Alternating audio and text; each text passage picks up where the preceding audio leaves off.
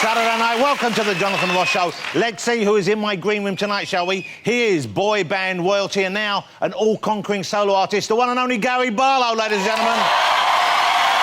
Evening, Gary. Look how handsome Gary is. I love Gary. We've also got star of Coronation Street, and she was voted sexiest female at the Soap Awards this year, Michelle Keegan.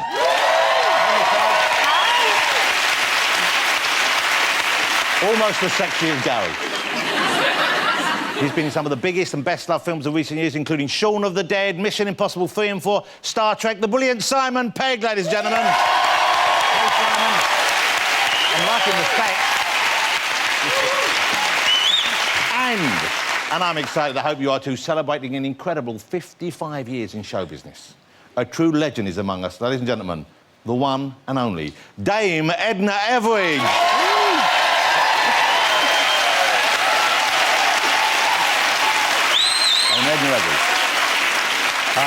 We just had the first week of I'm a Celebrity. You watching I'm a Celebrity? You enjoying I'm a Celebrity? I'm loving it. In particular, I'm loving Joey Essex, OK? He's the gift that keeps on giving, and first up, we had the revelation that Joey has never learned to tell the time, OK? I mean, he can do it on his phone, apparently, but not on a watch with all those confusing hands. And I think that probably explains his colour, because he was only supposed to be on that sunbed for 5 minutes, and he didn't. And then Joey made up a new word in the jungle. Do you hear this? He came up with the word confrontate. He's given us new words. That's impressive. He should go on Countdown. Oh, no, actually, he shouldn't, because they've got a clock, haven't they? So he wouldn't... I love Joey. We've also learned this week that he was never taught how to blow his nose properly. I mean, why would you say that out loud? I was never taught to blow my nose. And he said he thinks there's a couple of ways to do it. He said there's a regular way and there's a professional way. What's the professional way of blowing your nose? Probably just as well, because he did one big blow, his brain would end up on his handkerchief. Gary, you'd be good in the jungle. Have you been asked to do I'm a Celebrity? Oh, many times. Would you do it? Never. Well, you wouldn't be scared. You've sat next to Sharon Osbourne. You'd be fine. OK, Dame Edna is, of course, ladies and gentlemen, our Australian guest this week. I don't know if you've been watching I'm a Celebrity. Does that give us a fair idea of what your fabulous country is like? Well... Darling, it's a beautiful country, and we eat a lot of antidepressants in Australia. Did you know that? We hold the world's record. Really? I started it off. Look how happy I am. OK, there was a great story this week, ladies and gentlemen, about a 19-year-old called Luke Harding. I don't know if you saw this. I love this story. He went out for a drink in Oldham. He woke up in Paris. Here he is. There's the young fella, OK? Could be worse, of course. He could have started drinking in Paris and woke up in Oldham. That would really be... But waking up in Paris, that's a big night out. Although we've all had big nights out of that. Some people get so wasted, they wake up in the morning and they find they're the chairman of the Co-op Bank. That's how big a night they are. Thank you. Dangerously close to satire, but not quite. OK, so I get sent a lot of stuff in the post, and I opened one envelope last week in front of my wife, OK, and I didn't know... I get sent stuff and I don't even know what's in it. I opened this envelope up, and this is what was in it. That camera. She's always had her doubts about me. That confirmed it. And then, of course, she realised it was calendar season. These are the rowers of the University of Warwick Boat Club. They sent me their calendar, and you can see it's a full crew there, although you can't see the cocks, I don't believe, but you can see... Here's another shot from this calendar. Check this out. There you go. OK? Perfectly natural, just 5 guys hanging around by the river naked. But my favourite picture, and I do have one, OK, is November. Look at this one. You'll work out why it's my favourite.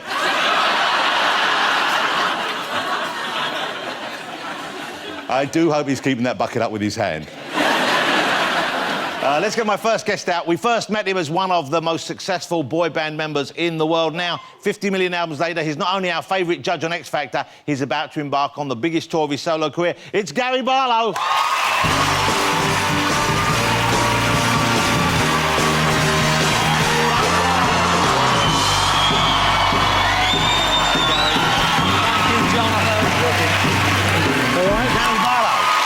Sit down, Gary.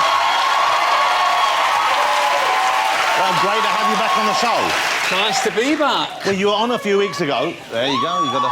Good evening, good evening. Got a bit of love from the crowd there.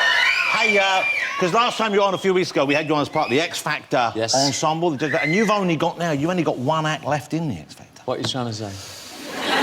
What's going there? What's happening? Will rough copy make it through to the end? You only need one good one. Rough copy, everyone? Do you think they're going to go the Great, distance? I hope so. I mean, you know, whatever I predict, I'm usually wrong. I get it wrong every year. But I think, you know, to me, they look like pop stars. You know, you'd give them a deal, they're great. And, of course, you know what? Sometimes coming first isn't necessarily the best place to be in the X Factor. Yeah, and also the final's very unpredictable because I feel like people who don't vote throughout the series only vote in the final. Yeah. So anything can happen. It's a big night. Hey, well, let's talk about you. You've had what an incredible career you had because you were in the biggest boy band. That was a time when those kind of bands weren't around. Now we accept that if a band comes along and they're good, a boy band, it will happen. Back then it was a surprise, I think, really. I mean, there we are. Lovely. Amazing. When we came out, Stock Aitken and Wharton were coming to the end of their reign, so all the big pop acts had sort of... they'd declined, and so what we had in the charts was, like, dance music, faceless dance music. So when we come around, all the editors of the magazines, like Smash Hits and Looking, they couldn't believe there was an act at last to put on the cover. Yeah. And so it was really attractive at that time. What we couldn't get was a hit record. It took us 4 attempts to get a hit record. But you know, who would have thought there'd be such an accomplished songwriter in that group? You, I guess, had faith in your talent, but I mean, it was remarkable that you had that many hits and then you've continued and had a career afterwards. And it wasn't that smooth for you. I mean, there was that period in the middle when the band broke up, and everyone thought, OK, Gary's going to be the star, but you weren't the star, were you? Initially, it was Robbie. Oh, listen, totally. Rob took it and run with it, you know. I mean, we all had an opportunity of doing something at the end of Take That. You know, Rob took his opportunity and run. And there was a lot of expectation on me, and I couldn't live up to it. And at the time when I released my last solo record, which was actually 14 years ago, that last album I made, it was quite a miserable time because I felt like it was a record made to please everybody. It was made by committee. I had Clive Davis in New York telling me the type of artist he wanted me to be, the label in London telling me the sort of artist they wanted me to be, and I look at the record and I think, well, who is this? You know, there's hardly any of me on there. It must have been very hard for you. When you left the band and we all thought you'd have this big solo success, and now Robbie had the success. And there was a period where well, OK, it's going to sound wrong to say this, you weren't a joke as such, but you kind of were, it was like, oh, poor Gary. Yeah, it is weird, but I think it's fascinating. I tell the story from the point where I want people to learn from it, not for sympathy, because at the end of the day, I've had a really great career in music, but it's amazing how quick it can change. I mean, literally within a couple of weeks, you lose your record deal, and I could count on one hand the people who kept in touch with me through that period. And because when you're hot, everybody wants to be with you. You're invited to everything. When you're not, it's like you've got leprosy. Nobody wants anything to do with you. Yeah, I had a brief period like that. But what's marvellous is you came through it stronger than ever. You really did. And this sounds like the kind of song lyric right there, but you came out the other side. But I love, in a way, I'm fascinated by that period, purely because you were very honest about talking about that. You were very honest. And I know also, you know, just the kind of weird experiences, because you were still really, you know, unsophisticated, perhaps, is the word. Now you're pretty much, you know, you're well-travelled and you're obviously a mature father now. You've had hit records, you've mentored other bands. But I remember in the book you had out at the time, where you mentioned Clive Davis there, the big record mogul, and you had a meeting with him, and he offered you tea, and you made... Tell people what happened. He was one of those characters that, around him, I'd become nervous and just had this long list of things I'd do, and, you know, I'd spill things and I'd knock his tea over. I mean, I've got this long list of things, but the worst one ever was he invited me to his hotel one morning, and he was on the phone when I arrived, and so he ushered me into another room and he said, help yourself to some tea. And so there was no tea anywhere. I couldn't see anything labelled with tea. And I saw a plate with a silver lid on it, and I lifted the silver lid and it was scrambled eggs on toast. And it was a really fine scrambled eggs on toast. The crusts were cut off, the chives were lightly sprinkled on it. It was beautiful. And I thought, you know, being Northern, tea, you know, dinner, lunch, tea, I think this is it. This is it. So I wolfed it. I mean, like, wolfed it. I had that jet lag hunger where I just wolfed it. I'd put the lid on. Oh, this is great. And then he came in and he said, just sit over there while I eat my breakfast, and lifted the lid off. And I'd eaten the whole thing. And so this went on and on. Around him, I would make these terrible mistakes, and it wasn't a good relationship. Yeah. And that didn't really pan out for either of you, really? It didn't work, Okay. no. The new album, Gary Hayes' new album, out right here, ladies and gentlemen. Since I Saw You Last, it's out on Monday, I believe. Yes. There's a duet on it with Elton John. Yes. So I know you're reasonably close with Elton. You know Elton fairly Do you know, I've known Elton for about 20 years now, and yeah, we speak a lot. I see him 2 or 3 times a year. We've always kept in touch. This is Face to Face. This is not the one that Gary will be doing later on, but have a look at this. This is two showbiz legends performing together. That's what you are to me. Everyone around believes, yeah.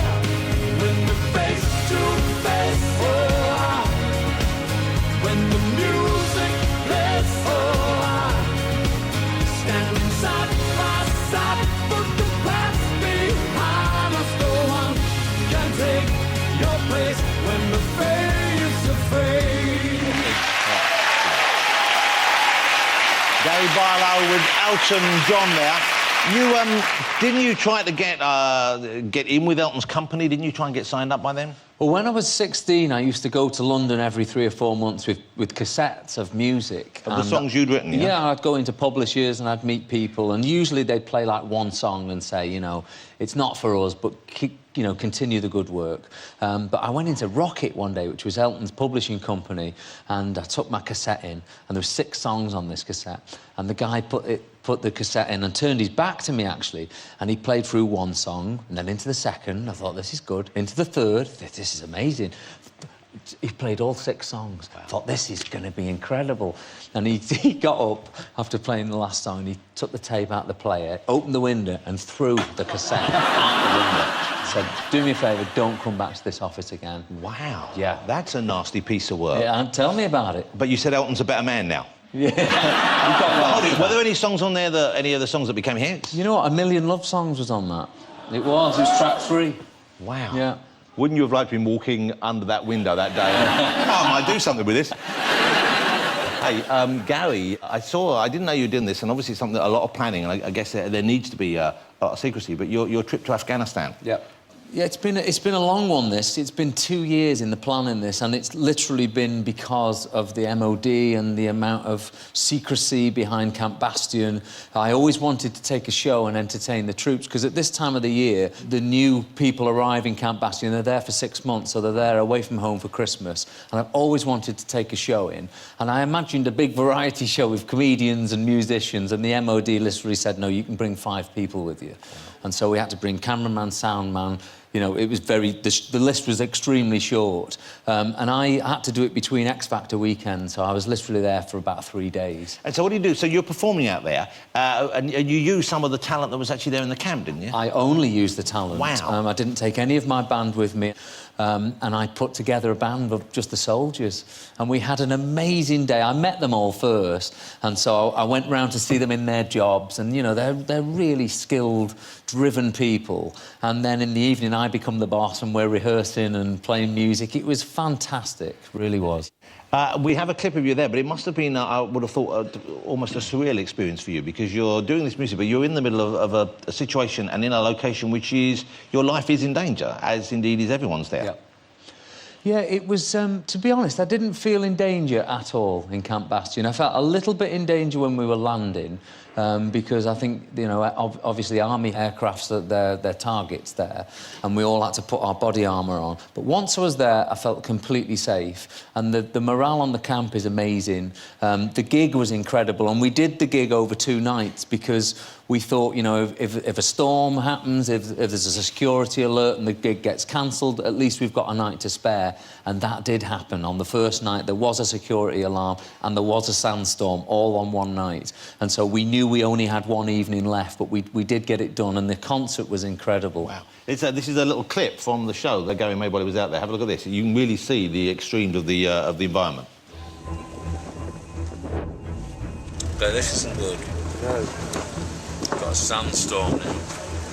It's threatening to blow the stage down, and it's raining. We're not prepared for this. Oh my God, everything's blowing down.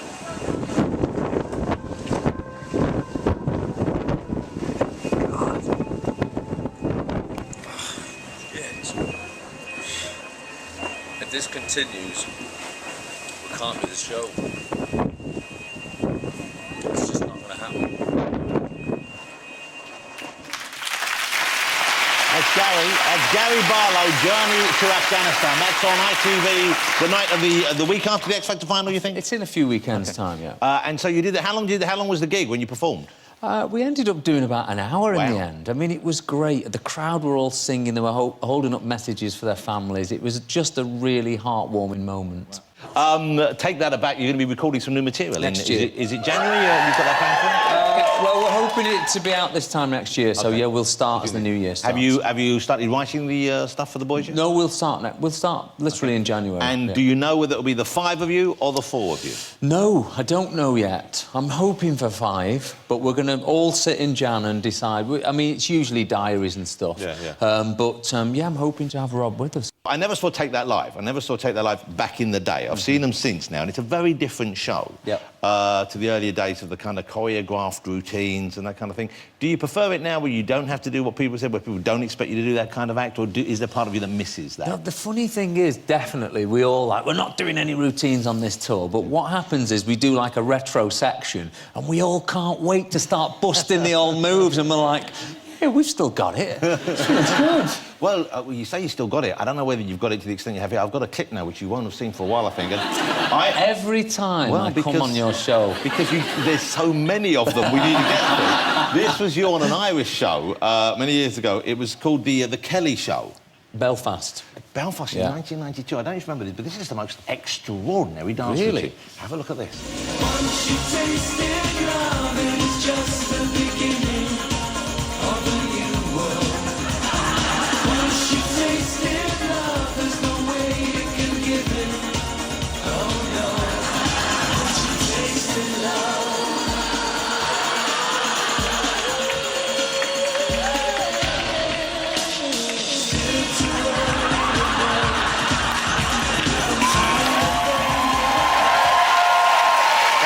Now, that's what I call a routine. That is a smoking routine. But you must have known what you were doing at the end when Robbie bummed you. I mean, that must have been planned. That wasn't just accidental choreography right there. Let's have a look at that bit again. Just tell me that tiny bit at the end. OK, so here we go. You're in a... Boom, look at that. I mean, come on. It's the face on Rob behind it. It's the smirk. OK. I think you invented twerking. We did. Yeah, I think you See, started it. everything comes You're to round. blame. So. Ladies and gentlemen, he's going to be performing live for you at the end of the show, but I hope you enjoy spending time with his company, as I always do, the fabulous Mr. Gary Barlow. Thank you. Great as always. Thank you. OK, still to come, Dame Edna Everage will be here, Coronation Street's Michelle Keegan, and the very funny Mr. Simon Pegg. So join me after the break.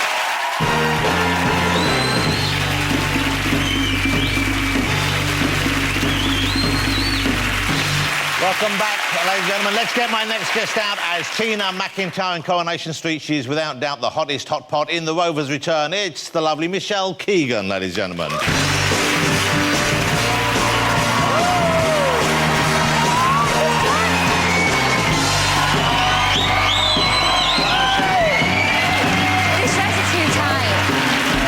lovely, of course. How lovely to meet you. Thank you, but come on, come and sit down. Come and sit down and enjoy the orange couch. I know, it's very orange. Hey. Well, you're quite orange yourself I as knew well, you of were course. gonna say that. I knew you were going to say You get that. kind of given quite a hard time about but you're... I do get the orange comments, yeah, I do, quite a lot of the time. And is it applied, or is it it's a natural hue? No, it's actually natural, yeah. It's my natural skin tone. I do get called a lot orange, which is nice. But what a lovely skin colour to have. Congratulations Thank on you. that. What is the sort of family lineage that would give you such a lovely fake tan colour? Fake tan. Fake tan skin. My grandma's Spanish. So you've got some Spanish blood in you? Yes. There you go. Well, that's lovely. Hey, well, congratulations on Coronation Street. And what a great part you have there, Tina McIntyre. And I know the storyline, it's the next few weeks, it's really going to kick off, isn't it? Yes. In a big way. Yeah, we it have is. an exclusive clip we're going to show you in a few minutes, which is really quite dramatic. But you've been doing there 6 years now, you've been with Coronation Yeah, Street? 6 years. It feels like a year. It's gone so quick. And this was your first real acting role, wasn't it? Yeah, it's my first ever job on TV. Wow. And it was my first, well, actually, my second audition. And I got the job. I was very, very lucky. What was the first audition? It was for Hollyoaks. Wow. But I went there and it was for a black woman. So I had no chance. So, your mum must have been thrilled. Your mum and dad must have been so excited when they found out you were going to be in Coronation Street. Well, to be fair, I didn't tell them about the audition. I just went. I was working in Selfridges at the time. So you were working in Selfridges. Had you had other jobs before then? I mean, I guess they were just pleased that you were out there working, weren't they? I mean, they must have been proud of you anyway, I guess. Yeah, I went college and I was really confused of what I wanted to do after I left college. So I started going... Well, I worked in Selfridges and then I had... I worked in Manchester Airport for a bit. OK, so what did you do in the airport? I checked people in and checked the flight in and stuff. And were you good at that job? No. Because that's a pretty responsible job. I mean, you have to be on the ball when you're doing that. Yeah. I got disciplinary for falling asleep in the toilet. You fell asleep in the toilet? Yeah, well, only on the night shifts. It wasn't that bad. It was like it was a long shift. OK, did you have a blanket with you? Yeah, I've got a comfort blanket called the Sniff, right? It doesn't sound very good, but it is. And I got it out once on the check-in desk when the flight was getting checked in, and the boss came out and saw me like that with a comfort blanket, and I got disciplinary for it. So you're checking people into a flight while you're sniffing on a blanket? In between, so like, right, oh, well, that's thank fine. you, I see you. Get a quick fix, and then the next person came, What does the blanket smell of? It's like bits of, like, spit and dirt and stuff. It's not very nice, but it is. OK, so you're leaving Coronation Street. Here's the thing, and you've already announced this, Yes. but there's this big storyline at the moment, and Tina's having a very, very complicated... She's had a number of relationships, and it's been quite I don't know how many people are big Corrie fans here, but if I'm right, she's had a relationship with David Platt, Jason Grimshaw on the show, Matt Carter, Tommy Duckworth. Wow. Okay? She currently works at the Rovers Return, of course, but she's also childminding for Simon Barlow, if I'm correct. Yeah. Simon Barlow's parents are Lucy Richards and Peter Barlow, but unfortunately Lucy died, didn't she? She did, OK, she's not here. So Tina became a surrogate mother for Izzy Armstrong and Gary Windus because her then boyfriend Tommy needed the money. Yeah. She then gave birth to baby Jake, who refused to give it to Izzy and Gary and renamed the baby Joe. Joe. OK, she then felt guilty and was prepared to hand the baby over. Tina became enemies after Tracy Barlow ripped off Tina's friend Dennis Tanner, who pawned his wife Rita Sullivan's engagement ring when he was struggling for cash. Rita was kidnapped on her wedding day by Rick Nolan, but Tina helped get Rita back by handing Rick back the drugs she'd hidden to protect Tommy. Yeah. Tina's relationship with Graham ended after she suggested that he marry her friend Xin Chang, which sounds like I'm making it up, but I'm really not, to get her a visa, and then they fell in love, and Peter's now engaged to Carla. He's developed feelings for Tina. We're currently waiting to see if he marries Carla or goes off with Tina. So what else is happening in Coronation Street? That is a lot. How do you keep that up in your head? You know what? I can't even remember being with half that. I can't even remember working with it. It happened so quick, and you work with so many characters on the street that you do actually forget. Yeah. But the storyline that's going at the moment is this whole thing, you babysitting this couple, and you and Peter, there's kind of a connection, connection there. But he's a lot older than her. He wouldn't like that. Chris wouldn't like that. He's not a lot older. He's I would say slightly older. He looks a lot older. OK, well, we've got this clip. You can judge for yourselves. This is quite a way off. They've given us a real kind of like... exclusive. Sort of an exclusive, yeah, because it's like 10 days off. This is a week on Wednesday, I think this is going to... And you'll see this is where it's all going to kick off. But Peter, I don't understand what it is that you want from me. But I can't just pretend like nothing happened between us last night. Tina. I mean, was it nothing? Because if you say that it wasn't, then you're lying. Because if Carla hadn't come home...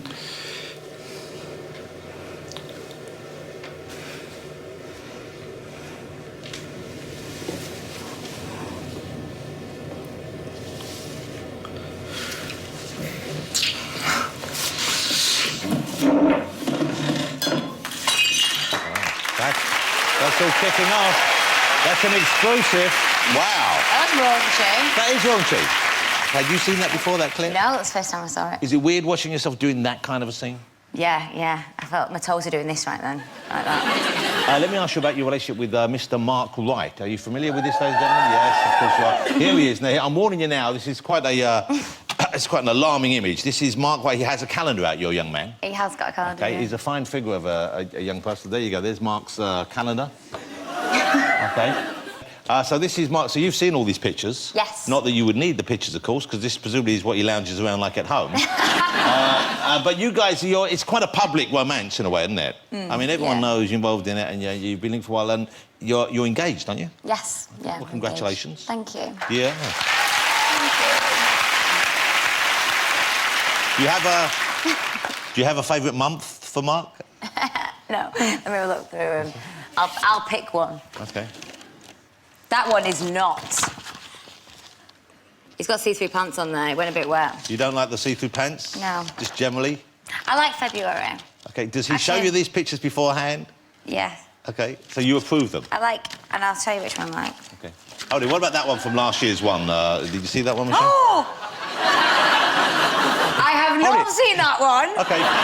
If you're surprised, how do you think the rest of us feel? I have not seen that one. You That haven't was seen not my favourite month, That no. was from last year, though. Was it? Yeah. Well, wasn't. What about that one? Do you remember that one?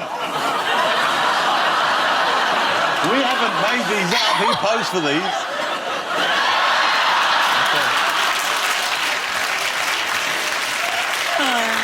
Oh, no! Now my toes are doing that. Yeah. You know, one of the things I like is, I don't know if you follow Michelle on Twitter, but there's Mark and Michelle often put pictures of themselves up on Twitter.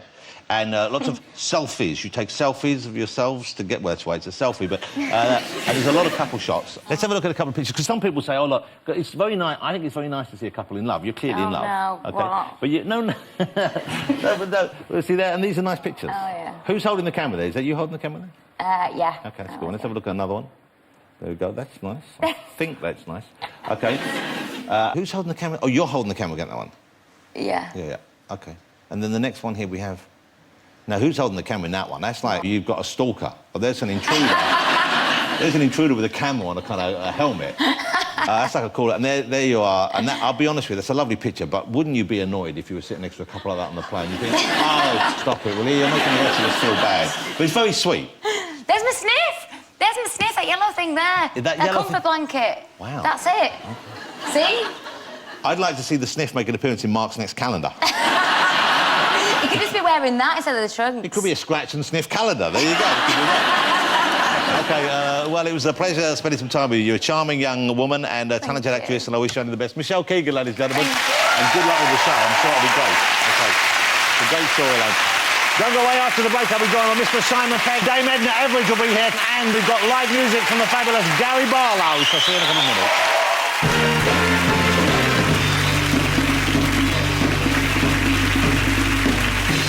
Welcome back to the show, ladies and gentlemen. Let's get my next guest out. He's gone from starring in a Channel 4 sitcom to being Tom Cruise's wingman in the Mission Impossible films and powering the Enterprise in Star Trek. It's the fabulous Simon Pegg.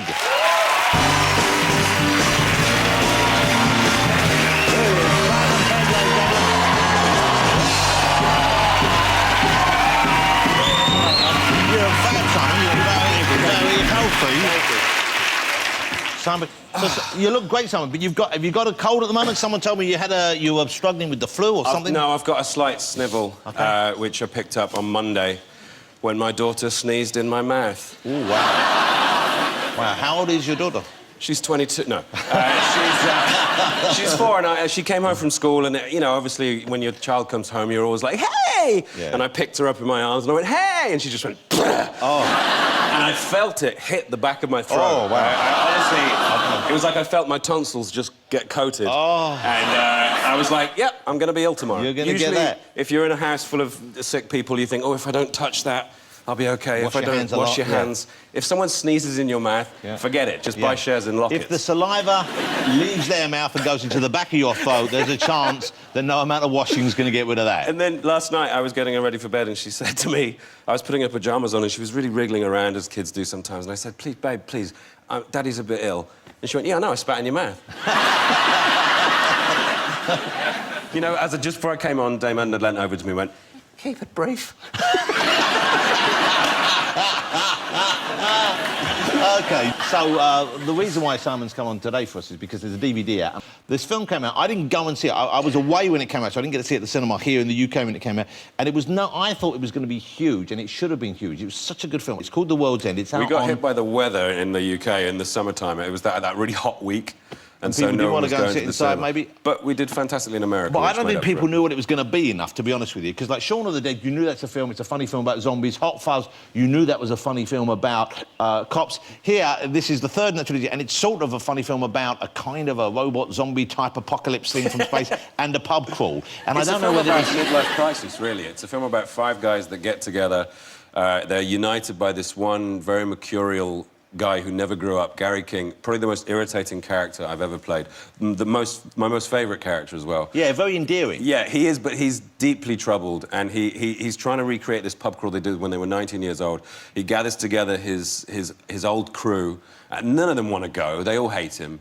But he manages to drag them back by sheer force of will, and they go back to their hometown of Newton Haven, where they grew up, which is like this garden city, and they realise that everything feels a little different. It's not like it used to be, and the reason for that is something rather specific. Film's called The World's End. It's out on Monday. It's a really genuinely funny and touching film. Have a look at this. You think you're so cool, don't you? Huh? But we were cooler. We own this town. Paved the way for you lot. We blazed a trail. Hey, look at me when I'm talking to you. Please don't. Oh, don't what? You don't want to do that. Oh, don't I?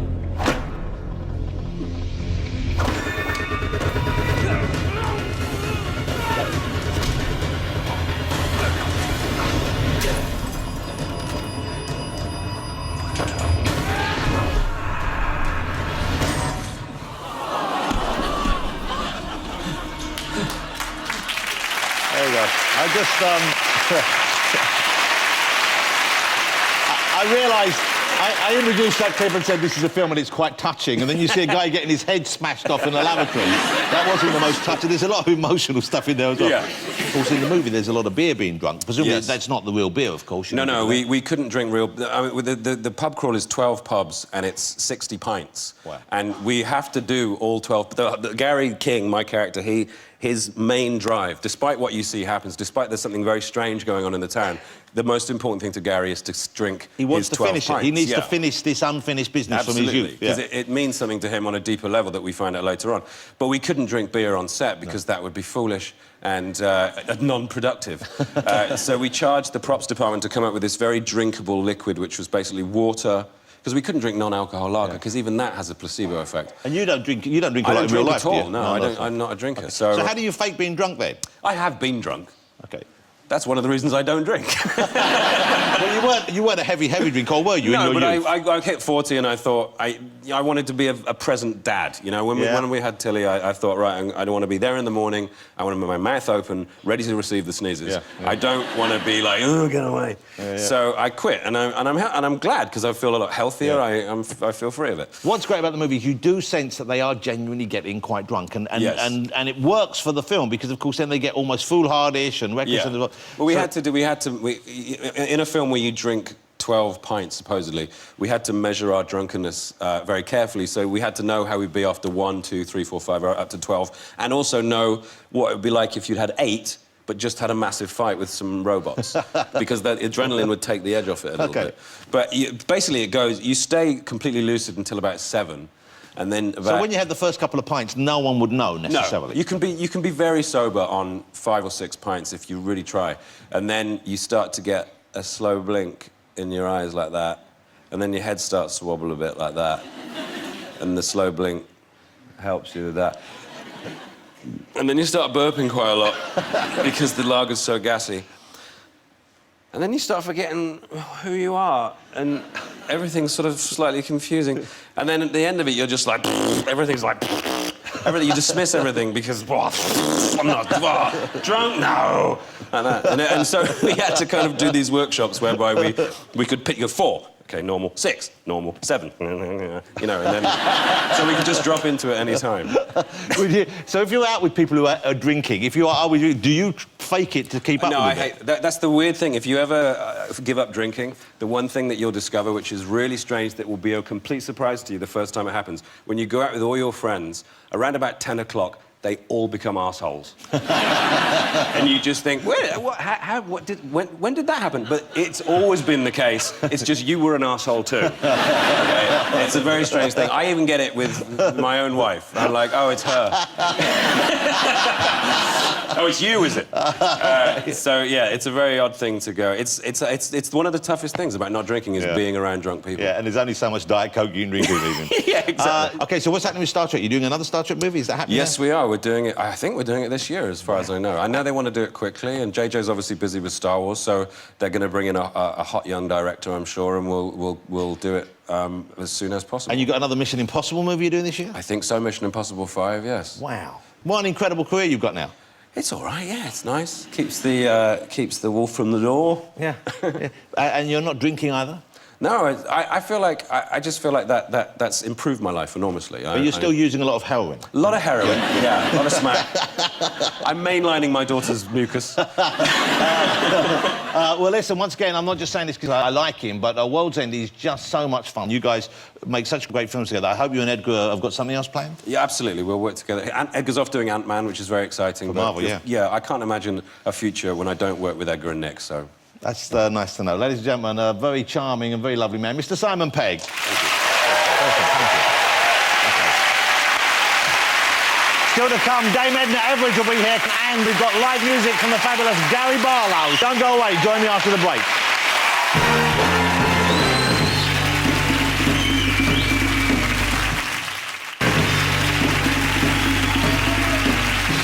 Welcome back, ladies and gentlemen. Let's get my next guest out. What can I say? In a career spanning 55 years, she's been a fashion icon and a sex symbol. Will you please welcome the irrepressible Dame Edna Everage?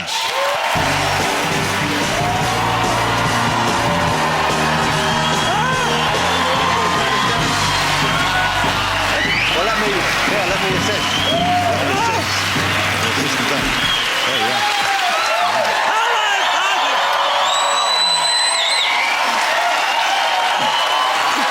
Shameless. Oh! That's shameless. Dame Edna. Hello, Jonathan, darling. Come and take a seat. Look Please how splendid. sit down. Wow. And isn't it sad that that wonderful reception was really engineered?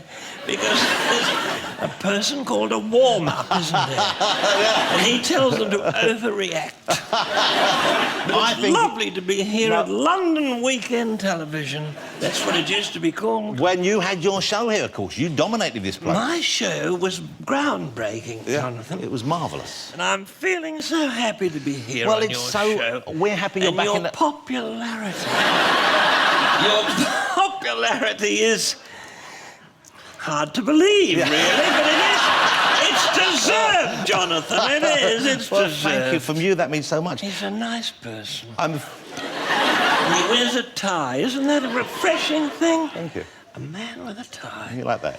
My husband was buried with a tie. Really? I'm Very little else but a tie. It's so lovely to have you back in the country. Where do you stay when you're in the UK? Do you have a place over here, or do you rent? What do you do? I have a friend.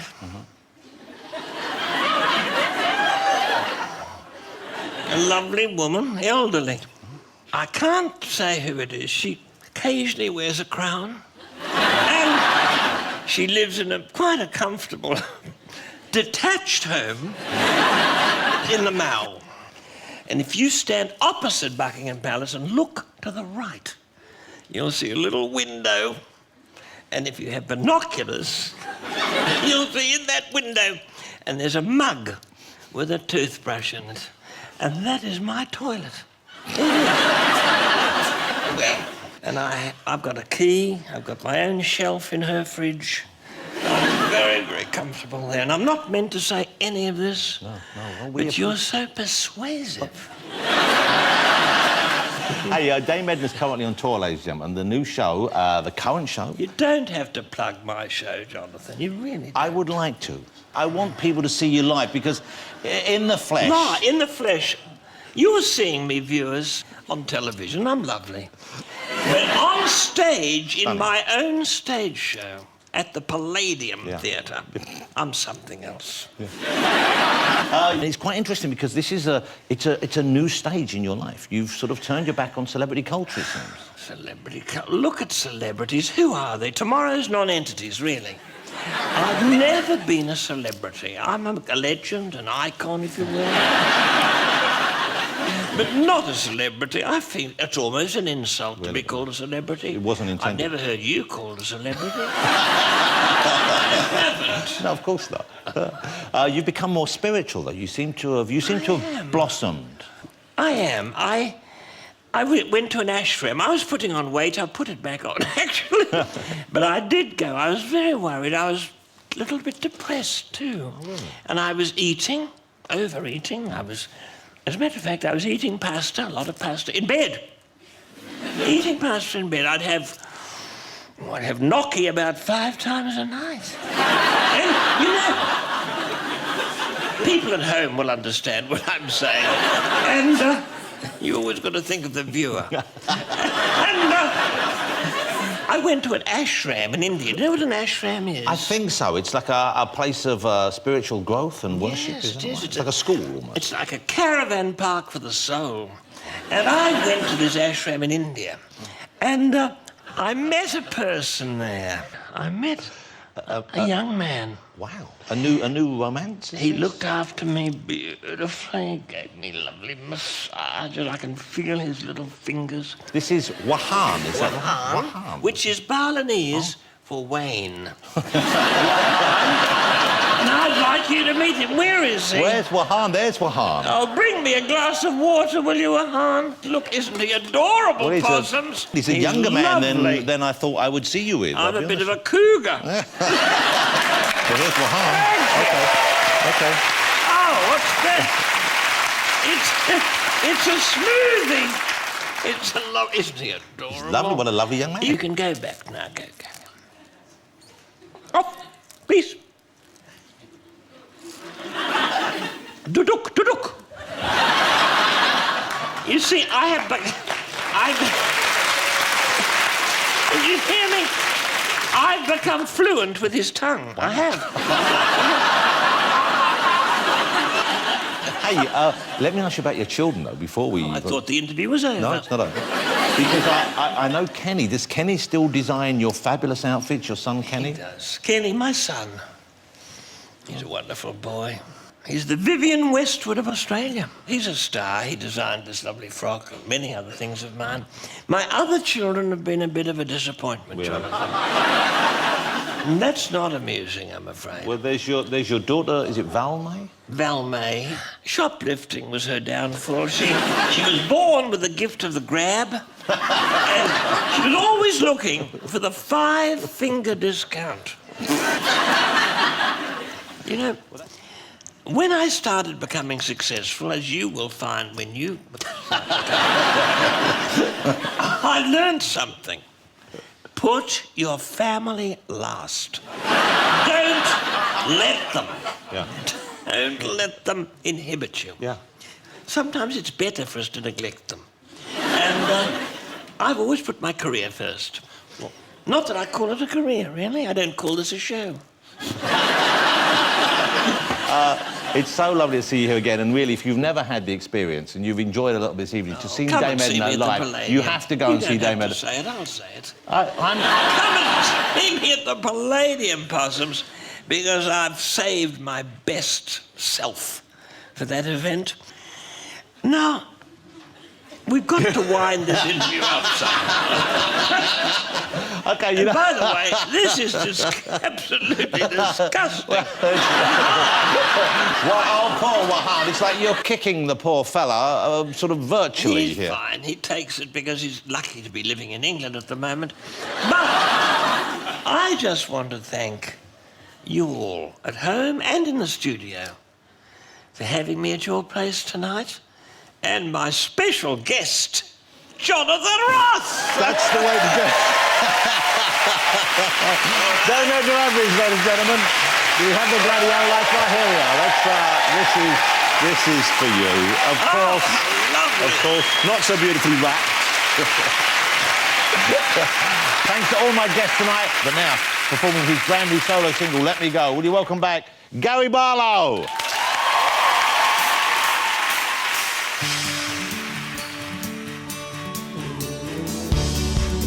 Full of sadness, come on, a broken heart, only me to blame for every single part. No science or religion could make this whole. To love but never love, to have but never hold. It's a life alone and a desperate need to be held, to be loved. So this is gonna take a bit of getting used to, but I know what's right for you. Come on, everyone. Fly high and let me go. Now the sky will save your soul. When you pass by, then you know. This is gonna take a bit of getting used to, but I know what's right for you. Let me go. Yeah. A head full of madness,